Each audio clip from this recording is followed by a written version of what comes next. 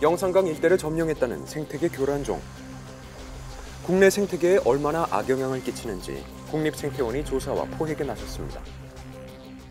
오, 여기 얘들은 나와서 돌아다니는데 벌써. 드디어 풀무더기 사이로 모습을 드러냈는데요. 손을 뻗자 날카로운 집게로 위협합니다. 토종 가재와 비슷한 생김새를 지녔지만 생태계를 교란시키는 치명적인 외래종이라고요. 2019년에 생태계 교란생물로 지정된 미국 가재라는 종입니다.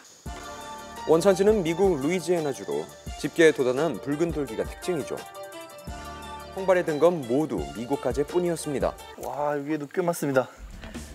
미국 가재는 5년 전 나주에서 처음으로 발견된 이후 영역을 점점 넓혀가면서 개체 수가 점점 빠르게 늘고 있습니다. 특히 현재 영산강 습지를 거의 점령한 상태인데요. 미국 가재는 2018년에 생태원에서 처음으로 이 영산강 일대에 살고 있는 것을 확인을 했고요. 누군가가 관상용으로 키우다가 유기한 걸로 추정 중입니다. 우리나라 가재는 커봤자 한 5cm 정도? 얘 보면은 최대 15cm까지 클 수 있습니다. 토종 가재에 비해서 두세 배 정도 큰 미국 가재. 깨끗한 1급수에서 서식하는 토종 가재와는 달리 이 미국 가재는 더러운 물속에서도 살 수 있죠. 수질이 오염되거나 염도가 좀 있어도 심지어 수온이 40도까지 올라가도 살아남을 만큼 생명력이 질긴데요. 여기에 식성까지 좋아서 육식, 채식 가리지 않는다고요. 가재들이 같이 살고 있는 모든 생물들을 다 먹을 수가 있거든요. 뭐든지 삼켜버리는 포식자로 하천 내 생물은 모두 쓸어버린다고 해도 과언이 아닙니다. 이 미국 가재는 물 곰팡이균을 가지고 있는데요. 이 균에 내성이 생긴 미국 가재와는 달리 토종 가재에는 면역이 없기 때문에 균이 옮겨지면 절멸할 수밖에 없죠. 그 질병에 내성이 없는 미국의 유럽 개체군은 그 질병으로 인해서 절멸하는 수준까지 갈 정도로 큰 피해를 입은 사례가 있고요. 토종 가재들을 보호하기 위해 미국 가재들이 늘지 않도록 계속 살필 수밖에 없습니다. 꽤 많이 있습니다. 야, 새까맣네, 새까매. 하지만 번식력이 어마어마했는데요. 1년에 2번 산란하는데 4개월이면 성체가 된다고요. 200개에서 250개 정도, 이거보다 훨씬 더 많이 낳기도 하고요. 새끼가 부화할 때까지 암컷이 알을 품고 있기 때문에 생존율 역시 높습니다. 워낙 번식 속도가 빠르다 보니까 포획량도 늘 수밖에 없는 상황인데요. 잡식성으로 토종 어종을 먹고 살면서 번식력에 생존율까지 높은 이 미국 가재. 만약에 식재료로 쓴다면 개체 수를 좀 줄일 수 있을까요? 미국 가재 먹을 수 있나요? 실제로 중국에서는 흔히 마라룽샤라는 요리의 재료로 활용되며 먹기도 한다고요.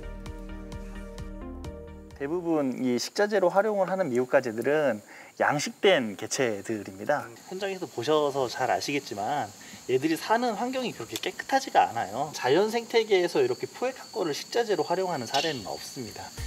생태계 교란종을 잡았을 때 다시 놓아주는 건 불법으로 처벌받을 수 있습니다. 이 때문에 잡으면 바로 폐사시켜야 하죠.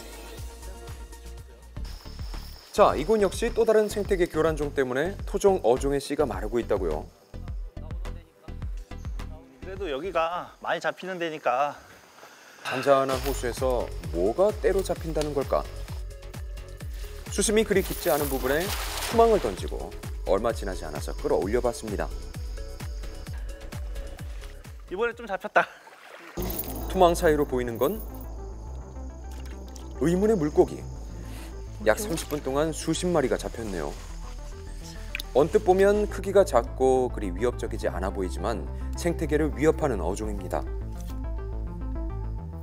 파랑볼 우럭, 블루길이라고 많이 하죠. 미국 남동부 지역이 원산지인 이 외래 어종은 파란 점 때문에 블루길이라고 불린다고요. 블루길은 우리나라의 1969년에 일본 오사카 담수어류 시험장에서 단백질 공급원이 부족했다라고 판단을 해가지고 얘들을 식용으로 사용을 하려고 가지고 들어왔습니다. 배스와 함께 식재료로 쓰일 예정이었지만 사람들한테 외면당한 뒤 방류됐던 블루길. 음식으로 활용하기에는 독특한 특유의 비린내 같은 것도 좀 많이 나서 국내에서 선호하는 그런 물고기가 아니었어요. 그러다 보니까 이제 마구잡이로 이제 하천이나 강에 풀어져 가지고 이후 전국 저수지로 무분별하게 퍼졌다고요. 블루길 한 마리가 한 번에 2만여 개의 알을 낳고 또 성체는 토종 어종의 알을 잡아먹어서 토착 생물군의 균형을 파괴했던 블루길. 다 블루길이야. 여기에 수질 정화를 담당하는 새우류까지 먹어치워서 수질 악화를 유발시키고요. 오래전부터 생태계 교란종으로 지정돼 포획했지만 아무리 잡아도 끝이 보이지 않습니다. 굉장히 공격적이어서 국내 어종이 산란된 거나 어린 개체들을 굉장히 많이 마구잡이로 잡아먹기 때문에 이제 국내 어종은 점점 줄어들 수밖에 없는 상황입니다. 토종 어종의 수가 매년 줄면서 피해를 보고 있다는 어부. 약 50년 동안 배를 탔지만 이제는 어업을 그만둬야 하나 고민이 될 정도라고요. 술 먹는 것만 다 나오는데 팔아먹지도 못해. 전날 쳐놨던 그물에 잡힌 건 역시나 블루길. 그나마 잡힌 것도 상품성 없는 강준치입니다. 쏘가리가 안 잡히고 붕어도 잘 안 나오고. 옛날에는 많았는데 장어고 뭐고 미기 뭐 이런 게 많았는데 시방은 액체수가 많이 줄어서 없어요. 관상과 식용으로 쓰이기 위해 들여온 두 마리의 외래종. 원래의 의도와는 달리 생태계가 무너지면서 그 피해는 심각합니다.